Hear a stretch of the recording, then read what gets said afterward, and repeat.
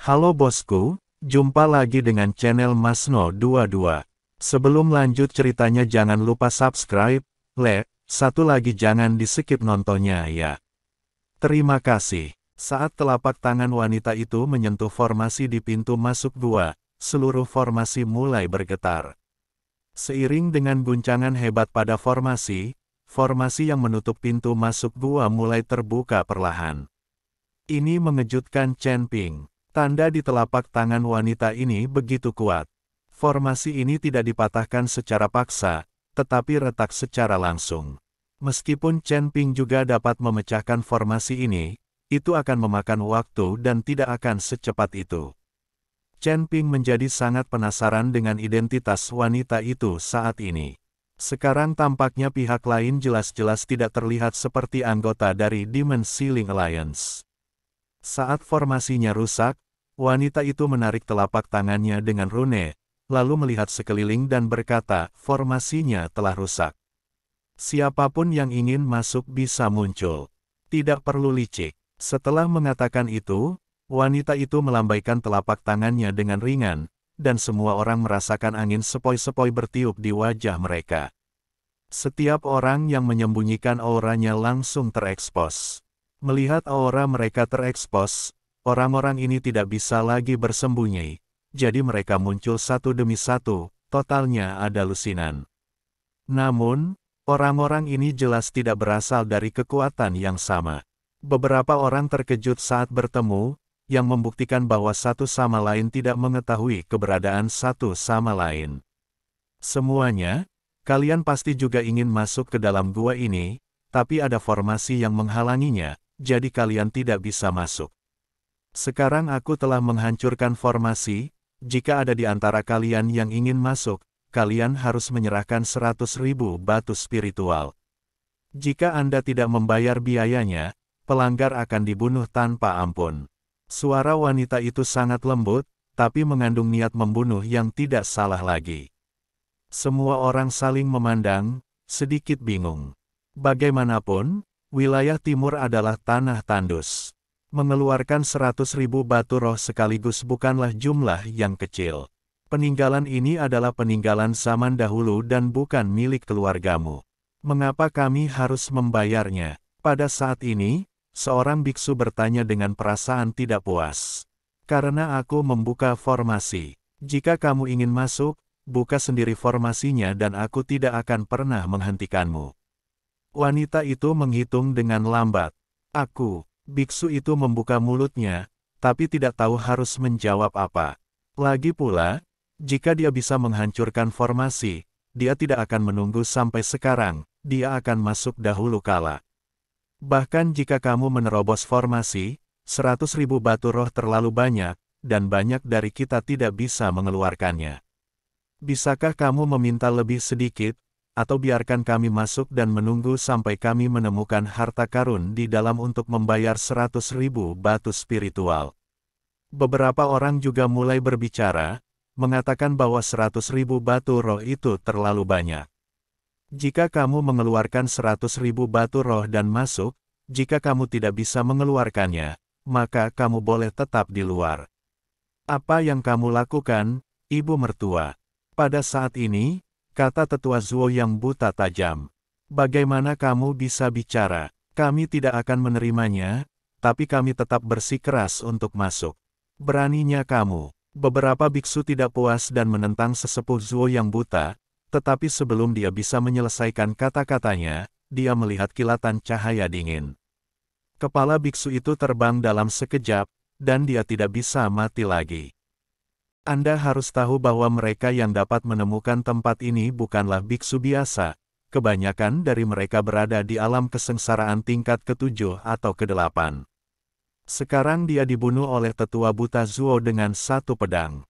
Kali ini, semua orang langsung ketakutan dan tidak berani lagi berbicara. Ketika wanita itu melihat ini, dia tidak menegur penatua Zuo buta, dan dia sepertinya menyetujui perilaku penatua Zuo buta. Lagi pula, ada begitu banyak orang. Jika mereka tidak memiliki alat pencegah, mereka semua akan bergegas masuk ke pintu masuk gua, itu akan merepotkan. Setelah semua orang merenung sejenak, beberapa orang berbalik dan pergi. Mereka tidak tahu apakah mereka sedang mencari batu roh atau tidak punya pilihan selain pergi. Beberapa orang mengertakkan gigi, menyerahkan 100.000 batu spiritual, dan kemudian berhasil memasuki gua. Orang harus menundukkan kepala di bawah atap. Bagaimanapun, lawannya terlalu kuat dan tidak ada yang berani melawan. Hanya butuh beberapa saat bagi wanita itu untuk mengumpulkan jutaan batu spiritual. Ini sungguh bagus. Tuan Chen, apa yang harus kita lakukan?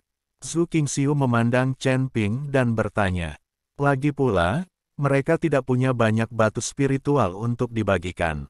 Bahkan jika Zhu Jiazhen diminta melakukannya, dia mungkin tidak akan bisa melakukannya sekarang. Bagaimanapun, sumber daya Zhu Jiazhen hampir habis untuk merawat Zhu Yuanji. Aku akan bertanya. Chen Ping berjalan menuju wanita itu. Meskipun Chen Ping tidak memiliki batu spiritual di tubuhnya, dia memiliki koin spiritual emas ungu. Koin spiritual emas ungu ini dapat digunakan sebagai uang, dan tentu saja juga dapat digunakan sebagai sumber daya budidaya. Nona, saya tidak membawa banyak batu spiritual.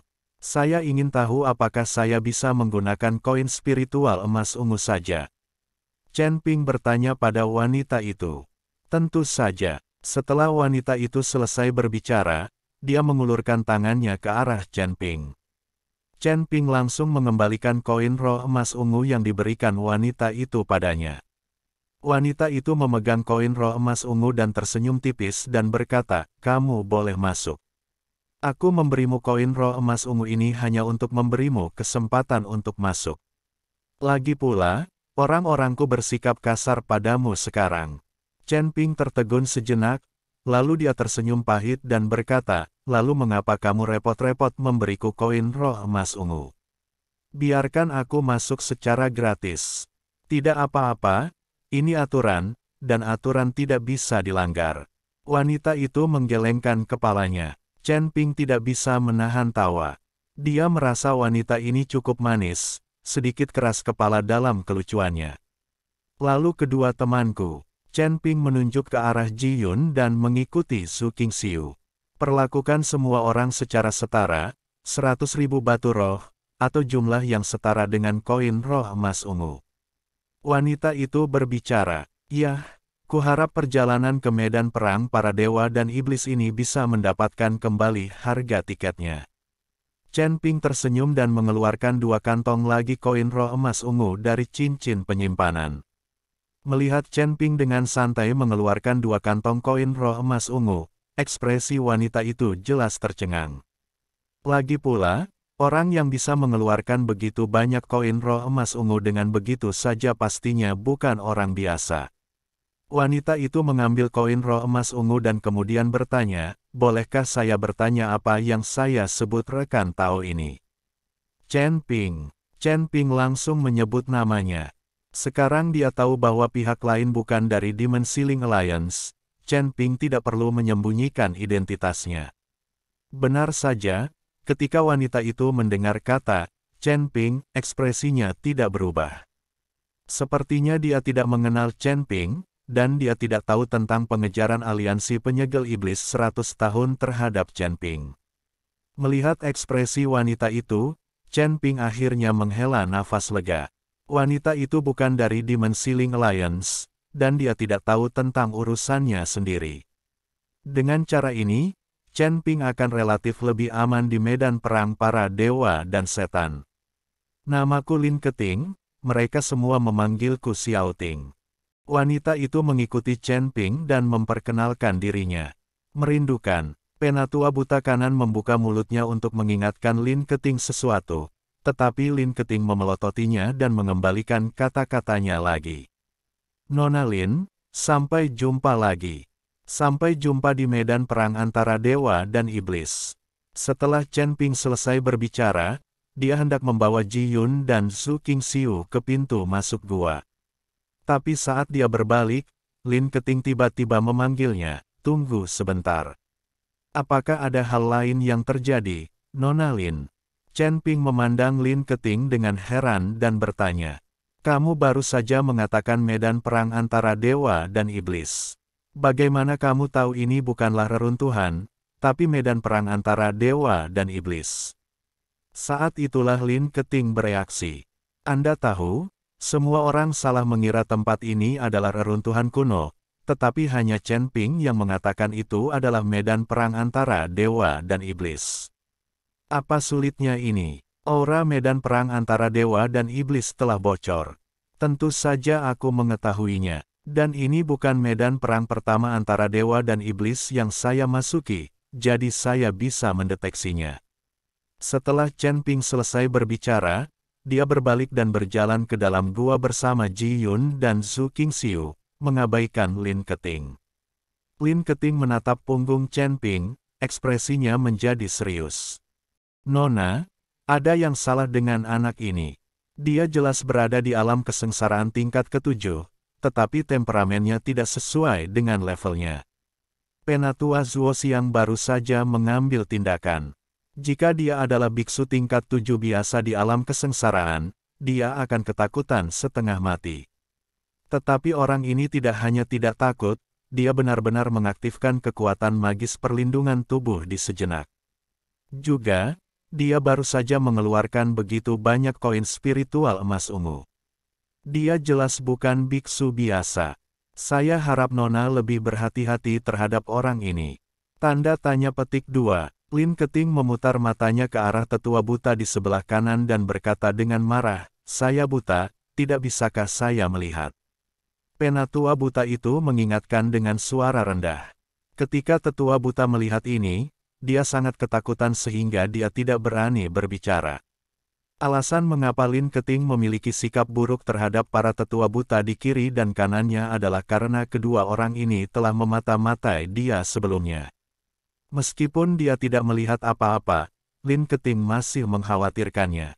Kedua lelaki tua ini juga membayar harga satu mata untuk ini, tetapi merupakan berkah tersembunyi bahwa mereka diambil di bawah komando ayah Lin Keting dan terhindar dari perburuan. Anda harus tahu bahwa pembudidaya iblis bertahun-tahun yang lalu adalah seekor tikus yang menyeberang jalan dan semua orang berteriak untuk memukulnya. Kali ini Lin Keting membawa keluar dua orang tua buta, itu sebenarnya adalah upaya ayahnya untuk meringankan hubungan mereka. Benar orang buta, aku hanya menembak dengan santai dan tidak menggunakan kekuatan penuhku sama sekali. Jangan memuji anak itu. Jika aku menggunakan kekuatan penuhku, anak itu pasti sudah lama mati. Penatua Zuo Blind berkata dengan agak tidak senang. Lagi pula, kata-kata Penatua Yu Blind bermaksud meremehkannya, jadi tentu saja dia tidak akan senang karenanya. Tarik dia ke bawah. Saya pikir Anda mungkin tidak dapat menyakiti anak itu bahkan jika Anda mencoba yang terbaik. Tidakkah Anda melihat anak itu tiba-tiba mengaktifkan teknik perlindungan tubuh ajaib? Seluruh tubuhnya ditutupi sisik emas. Ini adalah jelas bukan teknik biasa. Dan gadis itu sebenarnya adalah murid dari Sekte Wanjian. Kamu harus tahu bahwa orang-orang di Sekte Wanjian itu semua hanya mencari ketenaran dan reputasi, dan mereka adalah orang-orang yang sangat cerdas. Bagaimana mereka bisa menjadi pesuruh? Jelas gadis itu adalah pengikut anak laki-laki itu, tapi anak laki-laki itu bukanlah murid dari Sekte Wanjian. Ini menunjukkan bahwa kekuatan di balik anak laki-laki ini jelas tidak sederhana, dan bahkan sekte seperti Sekte Wanjian pun yakin. Elder Yu Blind menganalisis secara langsung. Saya harus mengatakan bahwa penatua buta kanan ini memang memiliki otak yang jauh lebih baik daripada orang yang berpikiran sederhana seperti penatua buta kiri. Aku tidak akan memberitahumu lagi. Setelah aku memasuki medan perang para dewa dan iblis dan bertemu anak itu, aku akan bertanya padanya dengan hati-hati. Aku ingin melihat seberapa kuat dia. Tetua buta di sebelah kiri tahu bahwa dia tidak bisa mengalahkan tetua buta di sebelah kanan, jadi dia menoleh dan melihat ke samping dan berhenti berbicara.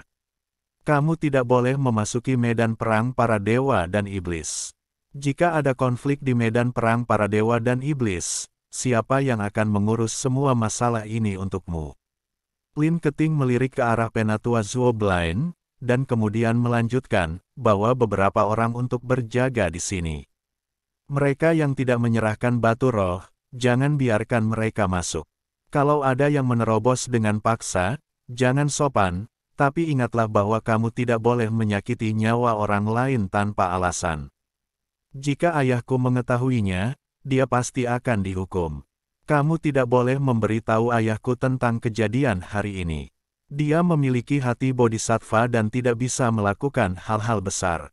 Menjadi. Petik 2. Lin Keting memperingatkan semua orang bahwa jelas apa yang terjadi hari ini adalah perbuatannya sendiri, dan ayahnya tidak tahu sama sekali. Nona, jangan khawatir, kami tidak akan pernah mengatakan apapun, kata tetua buta kanan dengan cepat. Ini adalah kesempatan bagus untuk menjilat Lin Keting, dan dia tidak akan melewatkannya. Belum lagi Lin Keting ingin membawanya ke medan perang para dewa dan iblis tanpa tetua buta Zuo. Nona, meskipun saya ceroboh, saya juga tahu apa yang harus dikatakan dan apa yang tidak boleh dikatakan. Penatua Zuo Blaine juga menyatakan pendiriannya. Dia baru saja membunuh seseorang. Jika dia benar-benar memberitahu siapapun, dia akan dihukum.